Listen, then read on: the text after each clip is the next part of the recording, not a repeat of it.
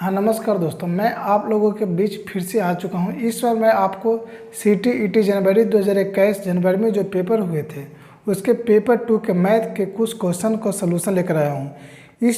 इसको देखने के बाद आपको जनवरी में किस तरह का पेपर आया तो उसका अंदाज़ा मिल जाएगा, जिससे कि आपको आने वाले CTET के एग्ज़ाम में आपको आसानी होगी कि किस तरह का पेपर आते हैं और किस तरह सॉल्व करना है। इससे आपको आसानी होगा और आप आसानी से क्वेश्चन बना सकते हैं एग्ज़ाम में। तो देखिए हम लोग शुरू करते हैं आज किस तरह का क्वेश्चन आया था। और वीडियो को अधिक से अधिक शेयर करें ताकि सभी लोगों को इसका सॉल्यूशन मिल सके और सभी को आसानी हो सके आने वाले एग्ज़ाम की तैयारी करने के लिए। तो देखिए इसमें किस तरह के क्वेश्चन आए थे। हाँ तो देखिए फर्स्ट क्वेश्चन क्या था, इसमें वो दिया हुआ है, यहाँ पर जो उसमें दिया हुआ है प्लस का टर्म दिया हुआ है 0.139 plus 0.75 plus 2.105 minus 1.001 into 1.1 equal to 2 minus के। तो इसमें के का वैल्यू मांग रहा है कि के का क्या मान होगा। तो के का मान निकालने के लिए सबसे पहले हम लोग देखिए जो प्लस वाला टर्म है उसको ऐड कर देंगे। तो प्लस वाले टर्म ऐड करने के लिए सबसे पहले बड़े वाले करेंगे तो आसान होगा समझना। 2.105 फिर 0.75 यहाँ पर 0 लगा देंगे तो भी कोई फर्क नहीं पड़ेगा। फिर 0.139 ये सभी प्लस वाले टर्म होंगे तो इसको ऐड कर देते हैं। 954 हो गया, 14 हाथ में 1 हो गया, तो 5 3 8 8 1 9, फिर 7 2 9, ये 2.994। अब इधर माइनस वाले टर्म निकाल देंगे तो 1.001 मल्टीप्लाई 1.1 है। तो देखिए इसको करेंगे और पहले दशमलव वाले को रहने देंगे, जैसे हो वैसे ही रहने देंगे। तो देखिए 1 मल्टीप्लाई करें तो 001 हो जाएगा, ये भी 001 हो गया, तो 11011 इतना आ गया मल्टीप्लाई करने के बाद। देखिए अभी सब दशमलव कहाँ रखेंगे, इसके लिए देखिए यहाँ पर एक पॉइंट, इसके बाद एक है दशमलव के बाद एक है, यहाँ पर दशमलव बाद 3 है, तो टोटल 4 के बाद दशमलव देंगे तो 1 2 3 4 ये आ गया। तो आप देखिए क्वेश्चन में हमको के का वैल्यू निकालना है तो उसके लिए आगे करेंगे। यहाँ पर प्लस वाले टर्म आ गए 2.994 और माइनस वाले टर्म 1.1011 इक्वल टू है 2 माइनस के, इतना है। तो इसको यहाँ पर निकालेंगे। यहाँ देखिए तो यहाँ पर कितना आ जाएगा, 4 में से 1 गया तो 3, 9 में से 1 गया 8, फिर 9 में से 9 गया 0 गया 1 देखिए यहाँ पर मिस्टेक कर दिए हैं, क्योंकि यहाँ देखिए यहाँ 4 टर्म यहाँ 3 टर्म है, तो इसको 4 टर्म बनाने के लिए यहाँ लास्ट में 0 लगाएंगे तो दिक्कत नहीं से 0 लगा दिए। देखिए 10 में से 1 गया 9, फिर यहाँ पर एक किससे ले लिए थे तो बच गया 3 में से 1 गया 2, फिर यहाँ पर बच गया कितना 9 बच गया तो 9, यहाँ पर 8, इतना बचा 2 1.8929 आ गया इक्वल टू 2 माइनस के का वैल्यू निकालना तो के इक्वल टू हो जाएगा 2 माइनस 18929। अब देखो यहाँ निकालने के लिए हम लोग इधर कर लेते हैं तो 2.000 माइनस में है 1.8929।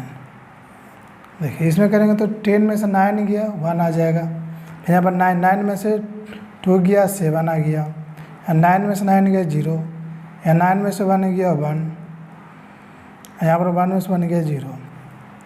तो आपका आंसर आ गया ऑप्शन सी, जो 3 में ऑप्शन है वही हो जाएगा आंसर आपका। तो देखिए इसमें सीधा सा नॉर्मल सा क्वेश्चन था, इसमें कुछ करना है ना, ऐड सब्ट्रैक्ट की करना है, प्लस माइनस करके आपको आंसर आ जाएगा। इसमें देखिए दिया हुआ है यदि 0.139 plus 0.75 plus 2.105 minus 1.001 into 1.1 equal 2 minus के, तो के का वैल्यू निकालना है। तो देखिए यहाँ पर सभी प्लस वाले टर्म एक साथ कर दिए, सभी एक जगह कर दिए प्लस वाले टर्म। प्लस वाले टर्म करने के बाद यहाँ पर माइनस है तो माइनस इक्वल टू इतना आ गया। तो सबसे पहले प्लस वाले निकालेंगे, प्लस वाले निकाला, ये माइनस वाले निकालनी है, ये दोनों निकालने के बाद वहाँ पर पुट कर लेंगे।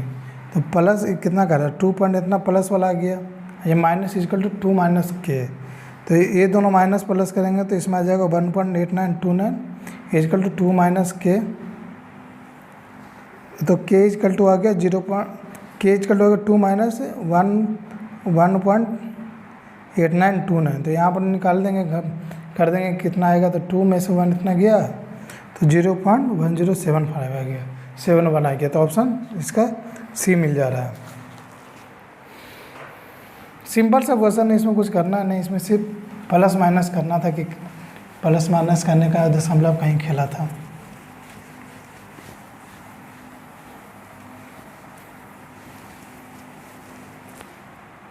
इसके बाद फिर देखिए नेक्स्ट क्वेश्चन दिया हुआ है,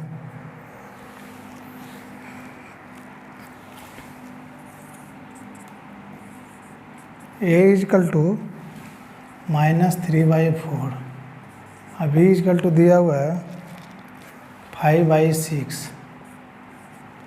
आप पूछ रहा है क्वेश्चन में यदि a इजकल टू -3/4 और b इजकल टू 5/6 है तो निम्न में से कौन सा a और b के बीच में स्थित नहीं है।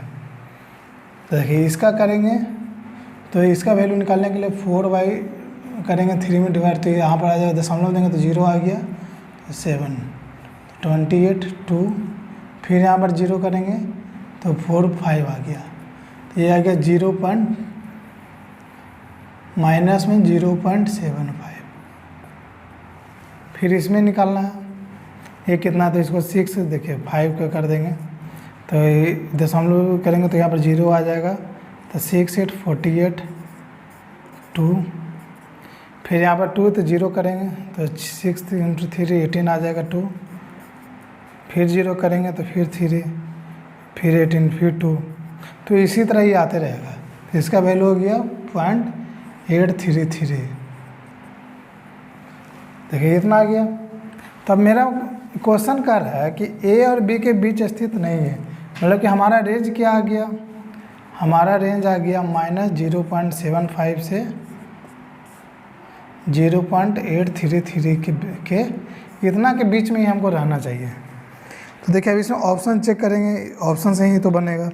ऑप्शन चेक करेंगे तो ए ऑप्शन दिया हुआ है 0, ऑप्शन ए दिया हुआ है 0, तो ये तो देखिए ये आ जाएगा, इसके बीच में तो आ जाएगा क्योंकि 0 यहाँ पर आएगा, ये आ गया।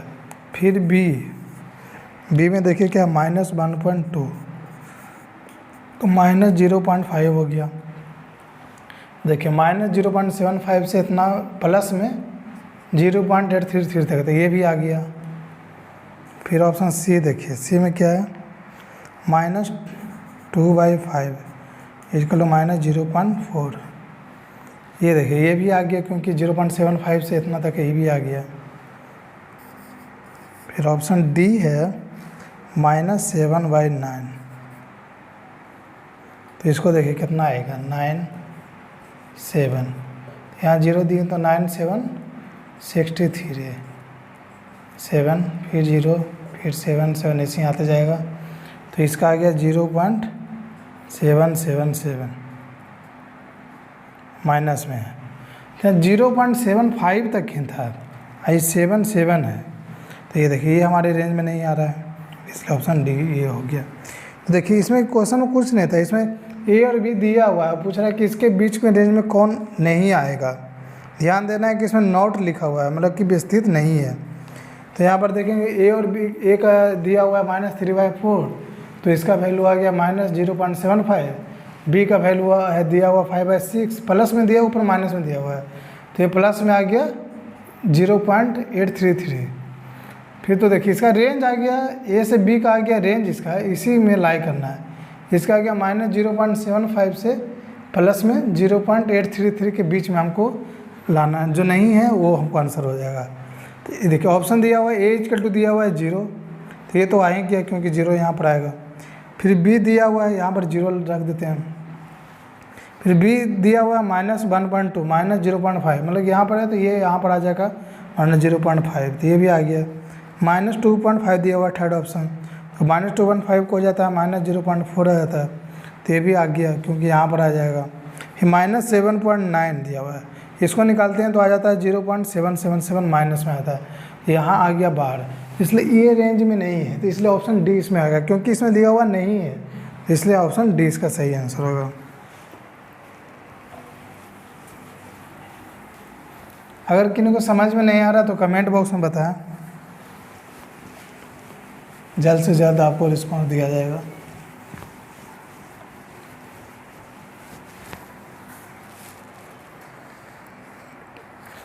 फिर देखिए क्वेश्चन, नेक्स्ट क्वेश्चन क्या है। नेक्स्ट है, दो संख्याओं 3.5 के अनुपात में है। यदि प्रत्येक संख्या में 12 जोड़ा जाए तो यह अनुपात 5:7 हो जाता। दी गई संख्याओं का योग क्या है? तो फर्स्ट बोल रहा है 3.3:5 है, ये हो जा रहा है 5:7। कब? जब 12 जोड़ते हैं तब। तो देखिए अंतर कितना आ रहा है, 3 से 5 और 5 से 7। तो अंतर तो नोट दिख रहे हैं कि इसमें 2 का अंतर आ रहा है, दोनों में +2 का अंतर आ रहा है, दोनों +2 का अंतर। 2 जोड़ने पर मतलब कि 2 यूनिट इक्वल टू 12, क्योंकि 12 जोड़ते हैं तो 2 यूनिट का बदलाव आता है। तो 1 यूनिट कितना आ जाएगा? 1 यूनिट हो गया 6।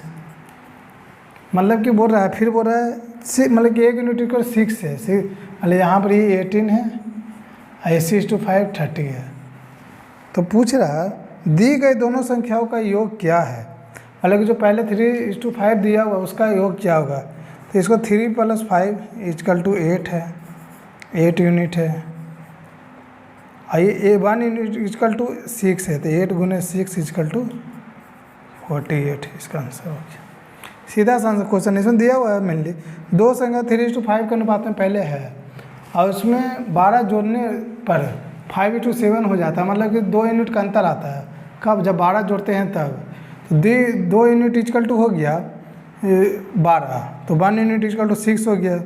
तो देखिए पूछ रहा है कि दी गई दोनों संख्या मतलब 3:5, तो 3 और 5 का = 8 यूनिट हो गया दोनों को जोड़ने पर, और 1 यूनिट = 6 है।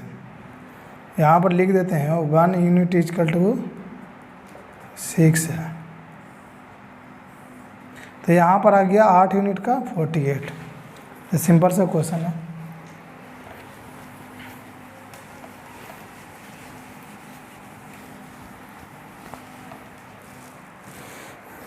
फिर देखिए नेक्स्ट क्वेश्चन दिया है, प्रॉफिट एंड लॉस से दिया, लाभ हानि से दिया है। किसी वस्तु का अंकित मूल्य 840 रुपया है। अंकित मूल्य है ये, अंकित मूल्य कितना है? 840 रुपया। तो ये बोल रहा है एक दुकानदार इस वस्तु को 15% की छूट देकर बेचता है। मतलब कि मान लिया जाए 100 है, असली दाम 100 है, मतलब कि 100 का वैल्यू है 840 दिया हुआ है। मतलब कि 100 = है 840। अब वो कर रहा है 15 छूट दे दिया, मतलब 85 में ही बेच रहा है। तो एक का हो गया 840/100।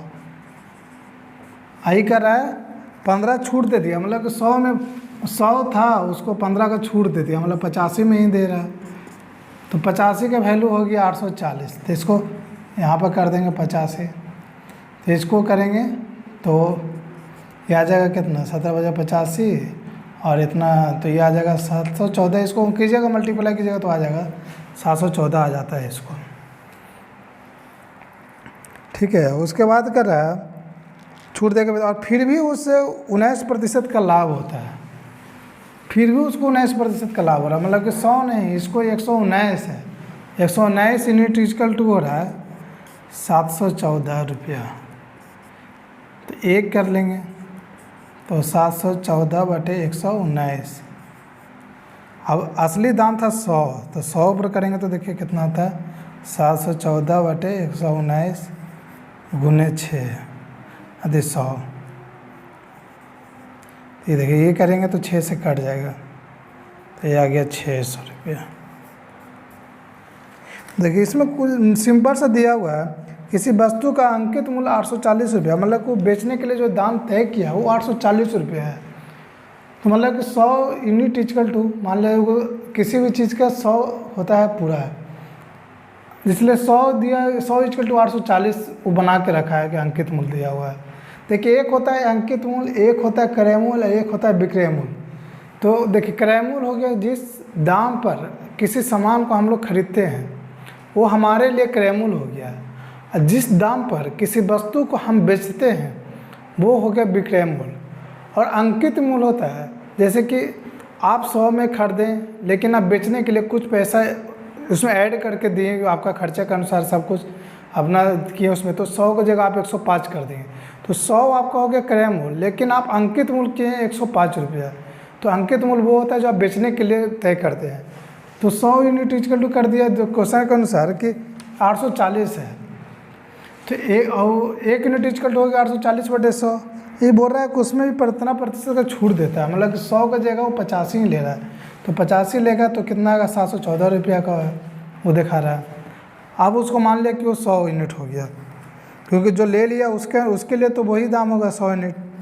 फिर बोल रहा है और फिर भी उसे 19% का लाभ होता है। देखो 119 यूनिट हो रहा है तो भी 714 में बेचने पर 19 यूनिट का लाभ हो रहा है, मतलब कि 100 + 19, क्योंकि 100 और + 19% लाभ हो रहा है, तो 119 पे है ये 119% इसको मान लीजिए।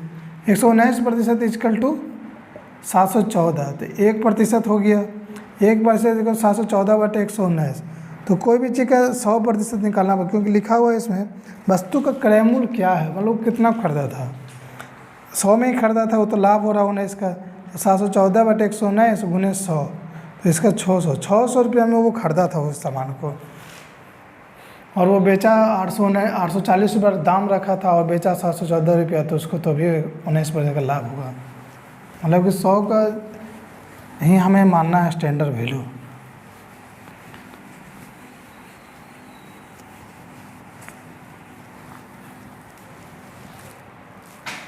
फिर देखिए क्वेश्चन दिया हुआ है 5x - 7/3 + 2 =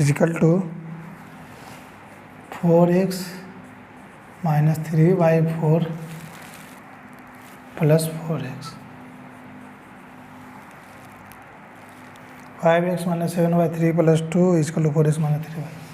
इसमें निकालना है x y। अच्छा देखिए पहले इसको सॉल्व करेंगे हम लोग। इसमें बोल रहा है क्वेश्चन क्या, इक्वेशन दिया हुआ है तो 8x + 5 का मान निकालना है। तो देखिए पहले हम लोग x का वैल्यू निकालेंगे। इसमें x का वैल्यू क्या आ रहा है, देखिए सॉल्व करेंगे इसको। तो 3 है यहाँ पर, इसको क्रॉस मल्टीप्लाई कर देंगे यहाँ पर, तो 5x - 7 2 × 3 = 6 /3 = 4x - 3 + 16x, क्योंकि क्रॉस करेंगे 4 तो 4 आ गया। फिर देखिए 5x - 7 + 6 माइनस बड़ा है इसलिए -1/3 = 4x - 4 + 16 20x - 3/4। तो देखिए यहाँ पर फिर क्रॉस मल्टीप्लिकेशन होगा, तो क्रॉस मल्टीप्लिकेशन होगा तो 2 × 3 तो 60x - 9 = 20x - 4। तो 60x में से इधर आ जाएगा, तो देखिए 60x - 20x, ये -4 इस साइड आ जाएगा तो माइनस आ जाएगा प्लस में, तो 40x = ये माइनस छोटा टर्म में प्लस ज़्यादा है इसलिए 5, तो x = आ जाएगा 5/40 = 1/8। तो ये आ गया x का वैल्यू। आप पूछ रहा है निकालने के लिए कर रहा है क्या, कह रहा है 8x + 5 का भाग निकालना है का मान बोला निकालने के लिए। तो देखिए 8 × x का वैल्यू 1/8 + 5, तो इस 8 से 8 गया तो 1 + 5 = 6 हमारा यही आंसर होगा जो कि ऑप्शन 1 में दिया हुआ है। ये सिंपल सा क्वेश्चन है, इसको सिर्फ इक्वेशन सोल्व करने से हो जाएगा। इक्वेशन दिया हुआ है, क्रॉस मल्टीप्लाई यहाँ पर दिया हुआ है क्रॉस मल्टीप्लिकेशन कर दो 6 आ गया, इसमें तो 16x आ गया वहाँ पर, फिर दोनों को घटा देंगे इसमें, तो घटाने के बाद 5x - 1/3 आ गया, फिर 16 × 4 = 20x - 3/4, फिर यहाँ पर क्रॉस मल्टीप्लिकेशन किए तो 60x - 9 = 5 × 4 20x - 4। यहाँ पर देखिए 60x इधर 20 तो इधर आ गया तो माइनस हो गया, तो 40x इजिकल टू -4 + 9 है, तो 9 में से 4 गया तो 5, तो x इजिकल टू आ गया 1/8। अब क्वेश्चन हमको निकालने का रहा है 8x + 5 का वैल्यू, तो इसका देखिए 8 गुने 1/8 हो जाए, क्योंकि x का वैल्यू +5, तो 1 + 5 इजिकल टू 6 हो गया आंसर इसका, जो ऑप्शन 1 में भी दिया हुआ है।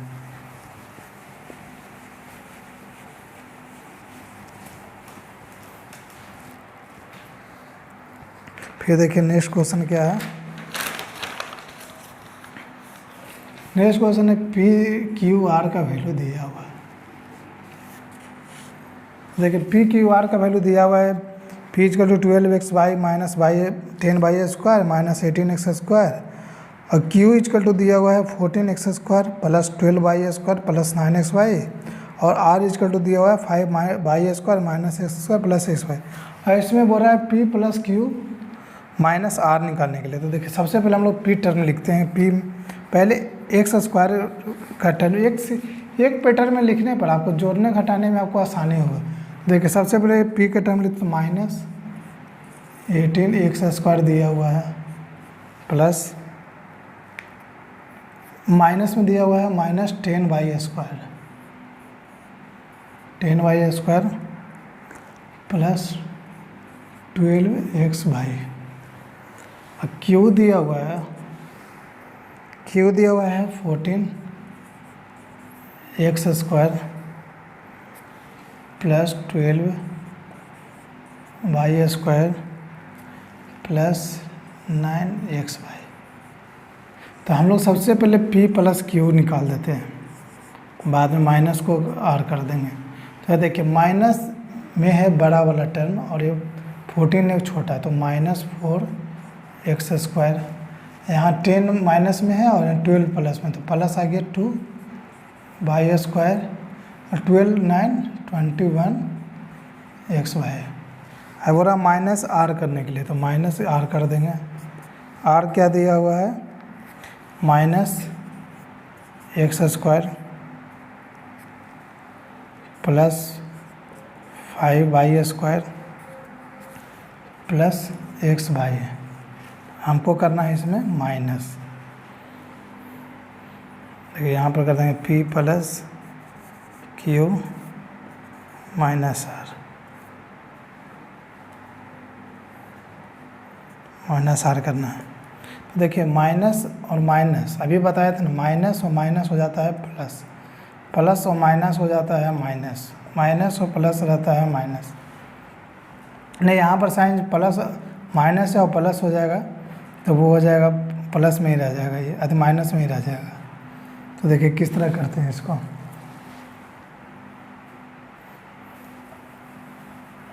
चेंज हो जाता है साइन, इसमें माइनस आता है तो minus minus plus, plus minus minus, plus minus minus.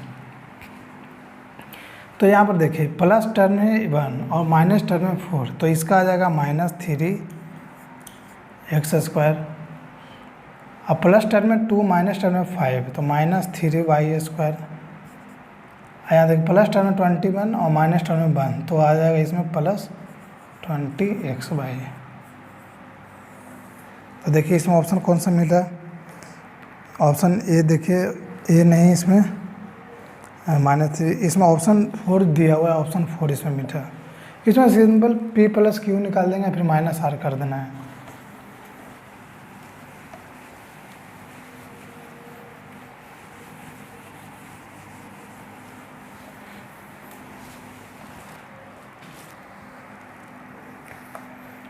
फिर देखिए नेक्स्ट क्वेश्चन है इसमें बोल रहा है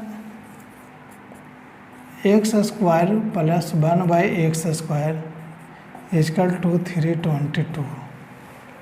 इसमें हमको निकालने के लिए बोल रहा है x - 1/x क्या होगा। तो देखिए इस तरह का निकालने के लिए सबसे पहले हमें इसको जानना पड़ेगा पैटर्न क्या होता है। तो देखिए सबसे पहले होता है x² प्लस 1/x², इसका हम लोग स्क्वायर करते हैं तो क्या आता है a² मतलब x⁴ प्लस b² मतलब x⁴ minus 2x² into 1/x²। तो यहाँ पर ये कट जाता है, और हमें दिया हुआ है इसमें एक्स स्क्वायर प्लस 1/x² का होल स्क्वायर इक्वल टू ये दिया हुआ है 322 दिया हुआ है, और यहाँ पर -2 हो गया, सॉरी यहाँ पे प्लस हो गया, प्लस 2ab होता है, +2 हो गया। तो देखिए यहाँ पर x² प्लस 1/x निकालना है तो 324 को अंडर रूट करना पड़ेगा, तो ये आता है 18 का स्क्वायर होता है। तो 18 का स्क्वायर आ गया, x² प्लस 1/x² आ गया, तो ये हो गया 18। आप कह रहा है इसमें निकालना है मैंने हमको x माइनस 1/x। तो देखिए इसमें क्या करेंगे, x माइनस 1/x का स्क्वायर होल स्क्वायर निकालेंगे तो इसका क्या होता है a² plus b² minus 2ab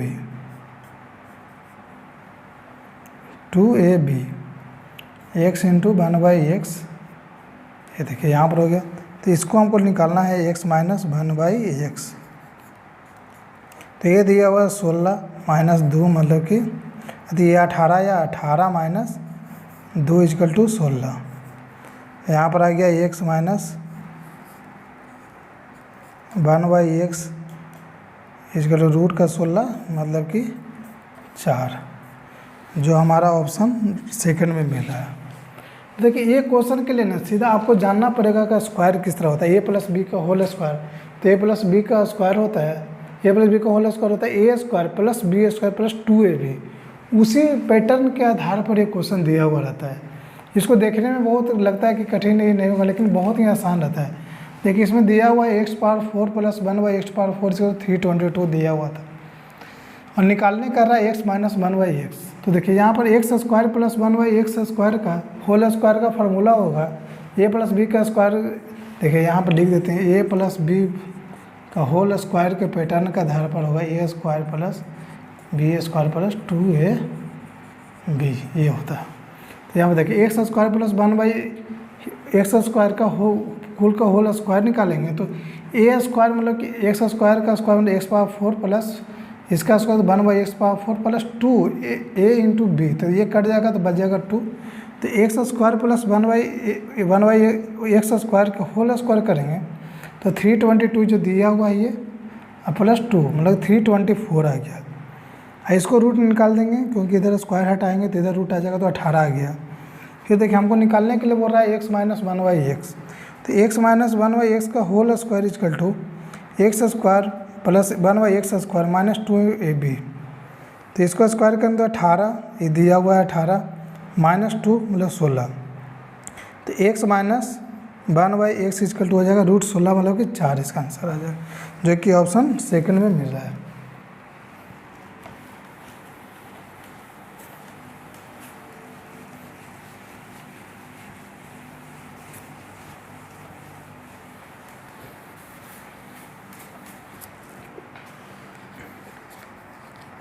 फिर देखिए क्वेश्चन दिया हुआ है 15x² minus 26x plus 8 equal to ax plus b into cx plus d।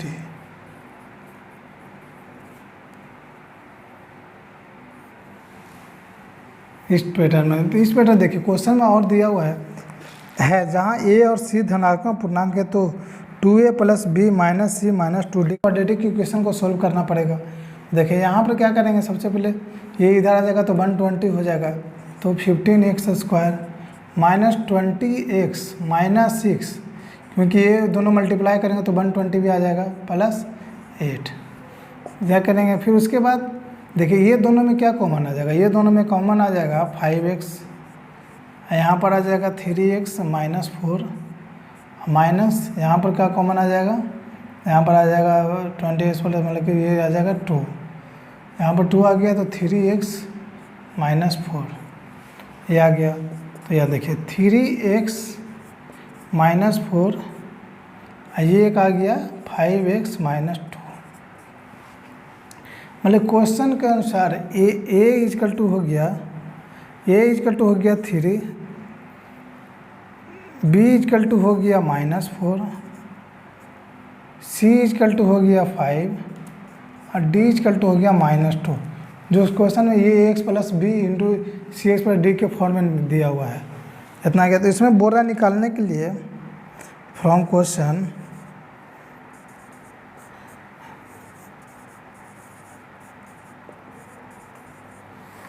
निकालने बोल रहा है 2a प्लस बी माइनस सी माइनस 2d।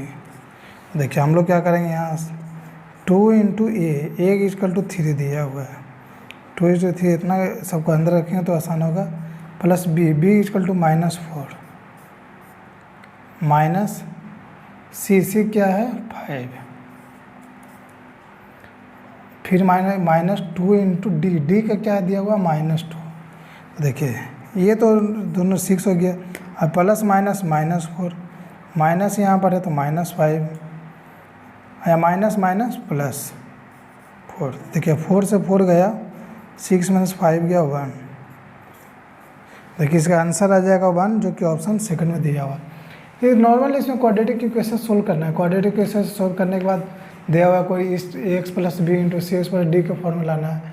तो क्वाड्रेटिक इक्वेशन सोल्व करने के देखिए 15 इंटू 8 आ गया 120, और यहाँ पर मल्टीपल दोनों करेंगे तो उसको जोड़ने पर भी 26 आना चाहिए। तो 15x² -20x -6x प्लस 8, तो यहाँ पर 5x कॉमन ले लिए तो 3x - 4 हो गया, और इसमें -2 कॉमन ले लिए तो 3x - 4 हो गया। फिर देखिए यहाँ पर 3x - 4 हो गया, और ये वाला आ गया 5x - 2 लिए तो ये दो टर्म आ गया 3x - 4 इंटू 5x - 2। तो a का वैल्यू आ गया 3, b का वैल्यू आ गया -4, c का वैल्यू आ गया 5 और d का आ गया -2।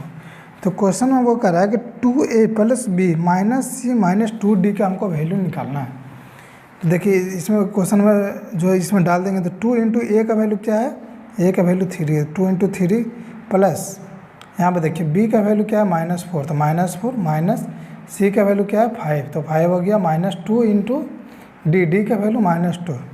तो इसको करेंगे तो 2 इंटू 3 इक्वल टू 6 -4 -5 प्लस, क्योंकि माइनस माइनस प्लस होता है तो +4। तो इसको करने पर 4 से 4 गया तो 6 - 5 इक्वल टू 1 हो गया, जो कि ऑप्शन सेकंड में दिया हुआ है। ये ऑफिशियल आंसर भी है CBSE का, जो ऑफिशियल आंसर है वही बताया जा रहा है, कोई इसमें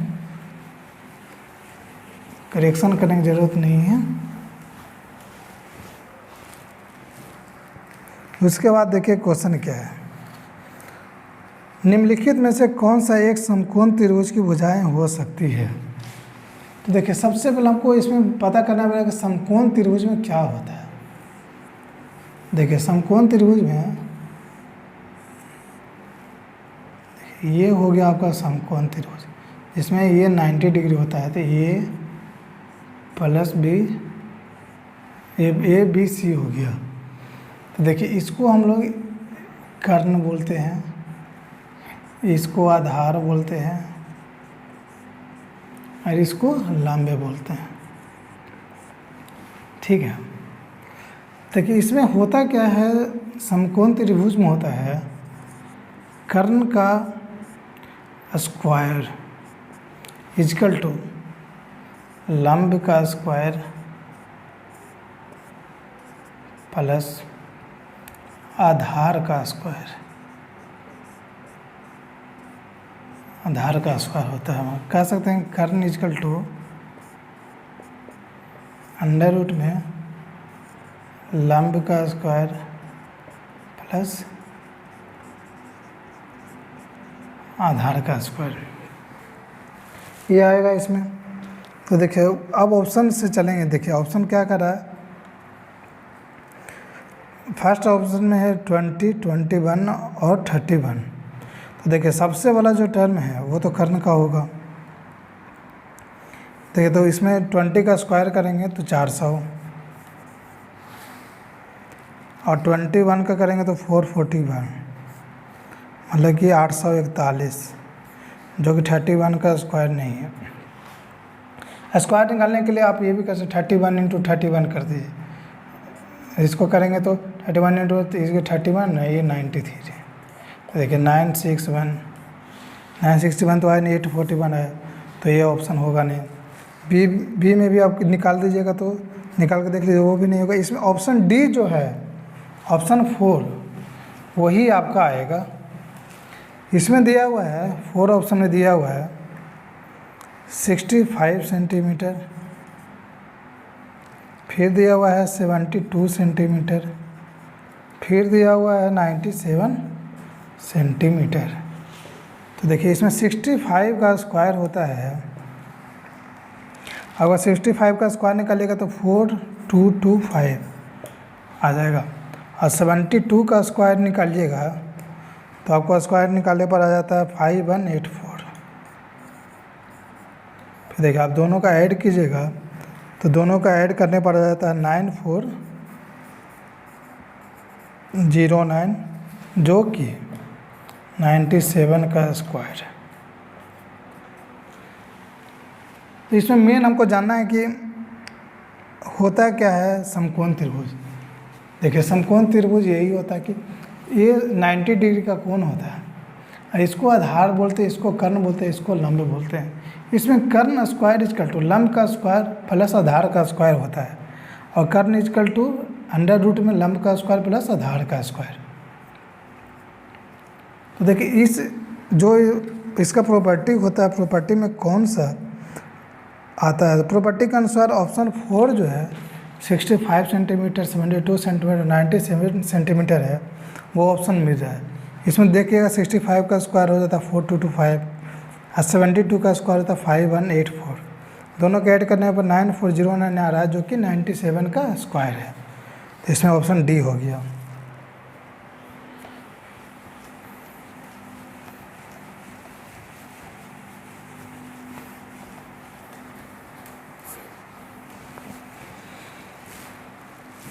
फिर देखिए नेक्स्ट क्वेश्चन दिया हुआ है, किसी बहुफलक के 7 फलक हैं और 10 शीर्ष हैं, तो इस बहुफलक के किनारों की संख्या क्या होगी। तो इसको निकालने के लिए इसमें एक फॉर्मूला होता है, a plus B equal to E plus 2, जहाँ पर एफ इजकल टू हो जाता है इंग्लिश में फेस, हिंदी में बोलते हैं फलक, भी इजकल टू हो जाता है वर्टिसेज, और इसको बोलते हैं शीर्ष। ई इजकल टू है एज, इसको बोलते हैं किनारे। तो दिया हुआ है किसी बहुफलक के 7 फलक और 10 शीर्ष हैं, इस बहुफलक के किनारों की संख्या क्या होगी। तो देखिए फार्मूला में बैठाएंगे, F equal to A plus B equal to E minus E plus 2। तो इसमें फेस कितना दिया हुआ है, फेस दिया हुआ है 7, वर्टिसेस कितना दिया हुआ है 10, निकालने बोल रहा है ई प्लस 2। तो ई इजकल टू आ गया 17 माइनस 2 इजकल टू 15। ये सिंपल सा क्वेश्चन है, फार्मूला का पर सीधा सीधा बैठा हुआ है कि एफ इज के plus B equal to E plus 2 होता है। तो इसमें एज निकालना है, मतलब कि किनारा निकालना है। तो किनारे ए plus B equal to E minus 2, तो वैल्यू रख देंगे तो 17 माइनस 2 15 आ जाएगा आंसर।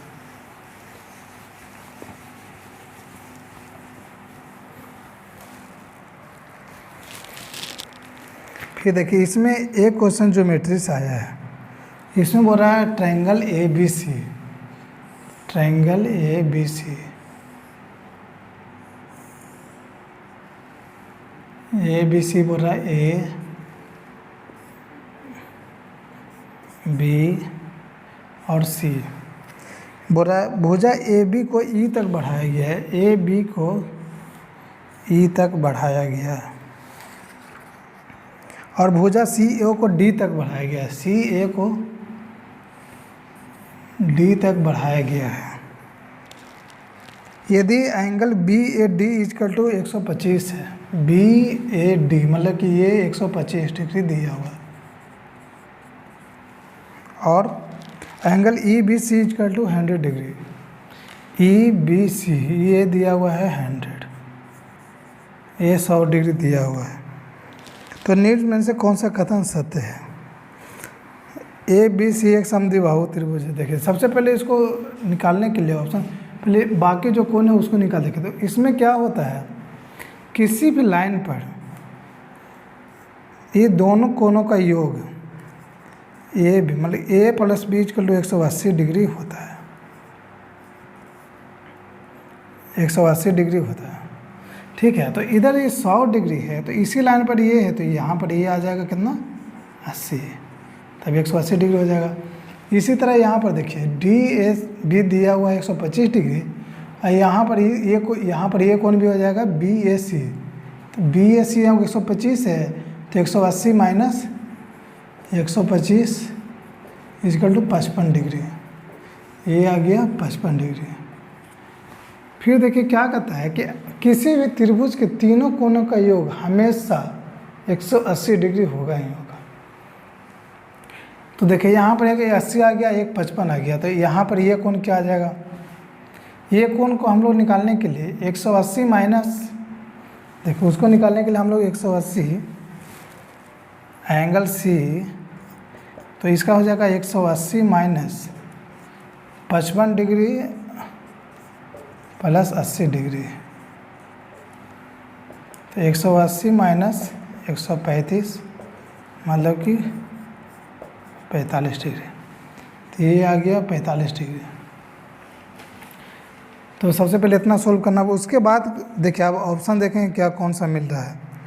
बोल रहा है निम्न में से कौन सा सत्य है? तो ट्रायंगल ABC एक समद्विबाहु त्रिभुज है।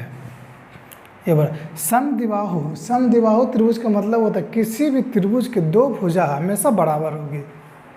तो इसमें देखिए सभी का एंगल अलग अलग है, तो जब एंगल अलग अलग रहेगा तो कभी भी वो भुजा आपस में बराबर नहीं हो सकता है। जब भुजा आपस में बराबर नहीं है कोई भी, तो इसमें समद्विबाहु त्रिभुज तो हुआ नहीं। फिर बोल रहा है AB greater than BC, A B भुजा बोल रहा है ग्रेटर देन BC से। देखिए भुजा कौन बड़ा है ये पता करने के लिए उसके सामने का कोण देखते हैं कि सामने का कोण कौन सा बड़ा है। तो देखिए सबसे बड़ा कोण है 80 डिग्री, तो मतलब सबसे बड़ा भुजा 180 आ गया। तो देखिए सबसे बड़ा आ गया C इसमें AC। फिर देखिए उसके बाद आ जाएगा BC, क्योंकि इसे 55 डिग्री है, तो फिर भुजा आ गया BC। अब फिर भुजा यहाँ पर 45 डिग्री है मतलब कि AB। देखिए AB नहीं मिला क्योंकि उल्टा लिख दिया है, AB ग्रेटर देन BC लिख दिया है जो उल्टा, तो ये भी नहीं मिला। फिर बोल रहा है एंगल ABC और एंगल ACB का अंतर 35 डिग्री है। तो देखिए एंगल ABC कितना है,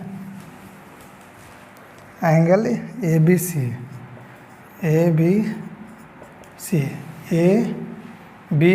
ये है 80 डिग्री। और बोल रहा है एंगल ACB ACB 45 डिग्री है। ये दोनों का अंतर निकालेंगे तो आ जाएगा कितना 35 डिग्री। तो देखिए यहाँ पर ऑप्शन सी तो सही लग रहा है ऑप्शन। फिर एंगल देखिए ऑप्शन सी में 35 डिग्री आ रहा है, तो सी है। देखिए ऑप्शन डी भी इसमें देख लेते हैं, ऑप्शन डी क्या दिया हुआ है। ये दिया हुआ एंगल BAC कहाँ पर है, BAC 55 डिग्री, और एंगल ACB 45 डिग्री। बोला दोनों का अंतर 10 डिग्री आएगा, 55 माइनस 45 10, ये बोल रहा है 20 डिग्री। तो ऑप्शन डी 4 इसमें गलत है, तो इसमें ऑप्शन सी हो जाएगा, मतलब कि ऑप्शन 3 इसका सही आंसर हो जाएगा।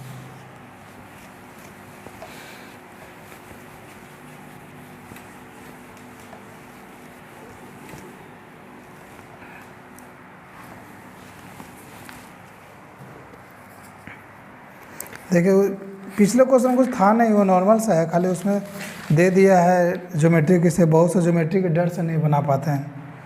फिर देखिए इसमें दिया हुआ है एक समलंब PQRS में PQ पैरेलल RSR है।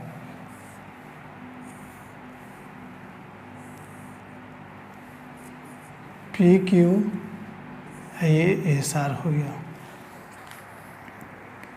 अनुपात 3:2 है, बड़ा 3 और 2 है। यदि समलंब का क्षेत्रफल 480 सेंटीमीटर हो तो PQ और SR के बीच की दूरी देखिए समलंब का क्षेत्रफल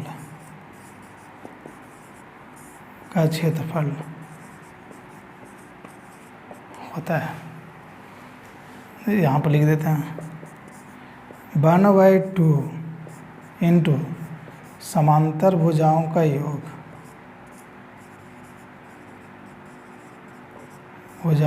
योग, गुने ऊंचाई। देखिए इसमें क्षेत्रफल कितना दिया हुआ है 480 दिया हुआ है 1/2। समांतर भुजा कितना है 3:2 है, मतलब कि 5x। x मान लेते हैं कि x के टर्म में, क्योंकि कुछ वैल्यू है नहीं, x है तो x 3x और 2x। ऐसे बोला ऊंचाई 12 है, तो देखिए इसमें x का वैल्यू निकालेंगे सबसे पहले। तो x इजकल टू हो जाएगा 480 गुने 2/12 गुने 5, तो ये आ जाएगा 12 4 48 मतलब 40 है, यहाँ पर 8, तो x इजकल टू 16। तो बोल रहा है तो एस आर की लंबाई क्या होगी, एस आर 2 है, तो S R is equal to 2x, तो 2 × 16 इजकल टू 32। तो 32 इसका आंसर हो गया, जो ऑप्शन सेकंड में दिया हुआ है। इसमें मैंने सीधा इसमें जानना है कि समलंब का क्षेत्रफल क्या होता है। तो समलंब का क्षेत्रफल होता है 1/2 इंटू समांतर भुजाओं का योग गुना ऊंचाई।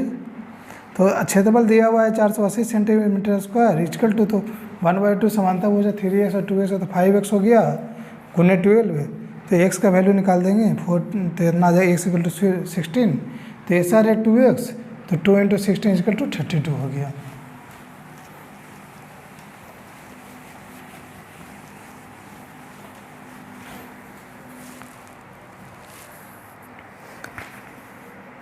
फिर देखिए इसमें कह रहा है परिसर बहुलक, निम्नलिखित आंकड़ों के लिए परिसर बहुलक तथा माध्यक का माध्य क्या होगा। तो इसको सबसे पहले हम लोग क्या निकालेंगे, माध्यक निकालते हैं।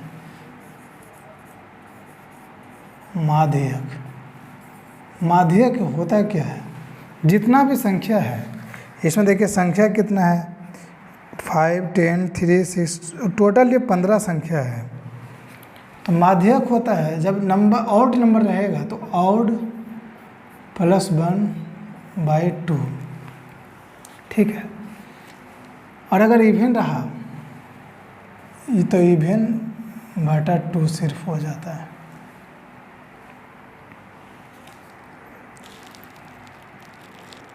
तो इसमें देखिए हम लोग निकालेंगे माध्यक।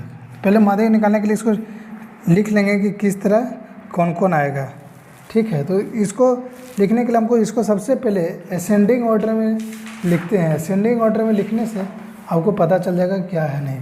तो देखिए इसमें सबसे पहले 2 आएगा, 2 है। फिर देखिए फिर इसमें सबसे उसके बाद बड़ा क्या है 3 है, तो 1 2 बार है, तो यहाँ पर 3 3। फिर देखिए 4 कितना है 1 2 3 बार है, 4 3 बार है। फिर कितना है 4 के बाद 5 1 बार है। फिर कितना है 1 बार है 8, उसके पहले नहीं 6 भी है, उसके पहले 6 है, फिर 8 है, उसके बाद है फिर 9 2 बार है, 9 2 बार है। फिर इसमें है 10 1 बार है, 1 बार 11 है, 1 बार 15 है, 1 बार 19। देखिए 1 2 3 4 5 6 7 8 9 10 11 12 13 14 15 है। तो माध्यक हो जाएगा 15 + 1/2 माप पद है। तो 1 2 3 4 5 6 7 8, ये हो गया 6 माध्यक। फिर क्या कर रहा है बहुलक, पहले माध्यक फिर निकालें बहुलक। देखिए बहुलक मतलब होता है कि इस जो भी पैटर्न दिया हुआ इसमें सबसे ज़्यादा कौन सा है, तो देखिएगा सबसे ज़्यादा इसमें 4 3 बार है तो बहुलक हो गया 4। फिर निकालने बोल रहा परिसर। परिसर मतलब होता है लार्जेस्ट नंबर, सबसे बड़ा संख्या, बड़ा संख्या माइनस छोटा संख्या। तो देखिए सबसे बड़ा क्या है इसमें 19 है, सबसे छोटा 2 है मतलब कि 17। अब बोल रहा है इसको माध्य निकालने के लिए। तो माध्य होता है, माध्य एक तरह से एवरेज, एवरेज हम लोग निकालेंगे। जिस 3 अंक का हमको एवरेज निकालना तो क्या करेंगे, तीनों अंक ऐड कर देंगे, डिवाइड बाय 3 करेंगे, तो उसी तरह इसको माध्य निकाला था। तो माध्य निकालने के देखिए तीनों को ऐड कर देंगे तो 6 + 4 + 17 डिवाइडेड बाई 3, तो कितना है 6 और 4 10, 10 और 27, 27/3 = 9 हो गया इसका आंसर। तो इसको ऑप्शन बी जो दिया हुआ है वही। इसमें देखिए सीधा है, सबसे पहले हमको निकालने के लिए माध्यक निकालने के लिए हमको किसी भी को निकालना असेंडिंग ऑर्डर, मतलब कि बढ़ते हुए क्रम को, आरोही क्रम में हमको लिखा जाता है। तो आरोही क्रम में देखिए इसमें दिया हुआ है, उसमें 2 सबसे छोटा है, फिर 3 है, 4, इस तरह हम लोग इसको आरोही क्रम में लिख दिए। उसके माध्यक निकालने के लिए देखिए माध्यक इसको जब ऑड नंबर ऑफ टर्म इसको ऑड रहा, इसको ऑड को हिंदी में क्या देंगे, विषम संख्या, विषम और ये सम।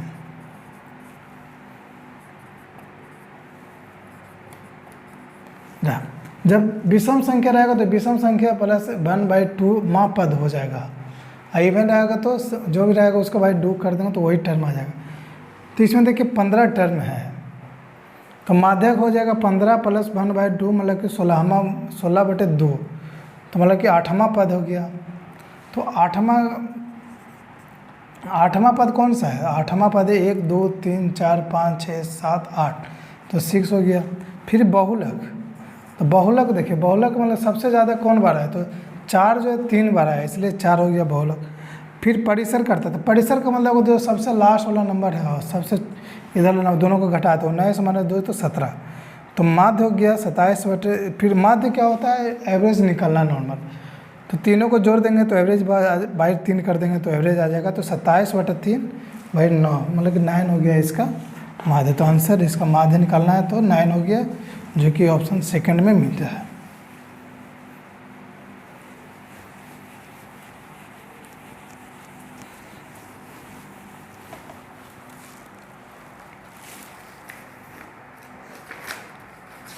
देखिए इसमें कुछ क्वेश्चन पेडागोजी के हैं। इसके बाद देखिए क्वेश्चन आया है, a = दिया हुआ है 11/13, फिर b = दिया हुआ है 13/14 और c = दिया हुआ है 15/17। ठीक है, इसमें हमको निकालने का रहा कौन सा कथन सत्य है। एसेंडिंग डिसेंडिंग ऑर्डर में दिया हुआ है कि कौन बड़ा है कौन छोटा है। जो तो इसमें देखिए सबसे पहले हम इस तरह के निकालने के लिए ये दोनों के बीच में क्या डिफरेंस है वो देखते हैं। तो 11 और 13 2 है, तो 2 का डिफरेंस है इसमें, जब जो डिफरेंस रहेगा वो ऊपर वाले में डिवाइड हो जाएगा, ये 5.5 हुआ। फिर देखिए तो इसमें 1 का है तो 13/1 = 13 आ गया, और इसमें है 2 का तो 15/2 = 7.5। देखिए सबसे बड़ा हो गया इसमें 13/14, फिर उसके बाद आ गया 15/17, फिर आपका आ गया 11/13। तो देखिए इस तरह का, तो इसमें बोल रहा है कौन सा कहते हैं, तो देखिए सबसे बड़ा इसमें बोल रहा है 13/4। ये ऑप्शन 3 में जो है वो इसी तरह का पैटर्न दिया हुआ है, तो इसलिए ऑप्शन 3 इसका सही आंसर हो जाएगा। तो देखिए इतना क्वेश्चन ही पेपर 2 में आया था। इसमें बहुत सारा क्वेश्चन जो है वो पेपर 1 में भी आया था और पेपर 2 में भी आया था, तो कोई ज़रूरी नहीं कि क्वेश्चन रिपीट नहीं होता। बहुत सारे क्वेश्चन है जो सेम पैटर्न रिपीट होता है, इसलिए आप इस तरह के क्वेश्चन देखने पर, आपको इस तरह बनाने से आपको आने वाले एग्जाम में बहुत फ़ायदेमंद होगा, क्योंकि बार बार ये पैटर्न रिपीट होता है। कुछ CTET का अलग से पैटर्न आता नहीं है, वो उसका रिपीट जो बार बार वही आएगा, वो कभी अलग नहीं आता है, क्योंकि उसका पैटर्न सेट है। तो इस तरह आप देखिए, इस तरह और दोस्तों को भी शेयर कीजिए ताकि उनका भी हेल्प हो और वो भी आगे CTET क्वालिफाई कर पाए और आपकी तरह वो भी एक शिक्षक बन पाए। तो इस तरह मेरा भी चैनल सब्सक्राइब कीजिए और शेयर कीजिए और दोस्तों के पास पहुंचाइए। Please subscribe and share my channel. Thank you so much.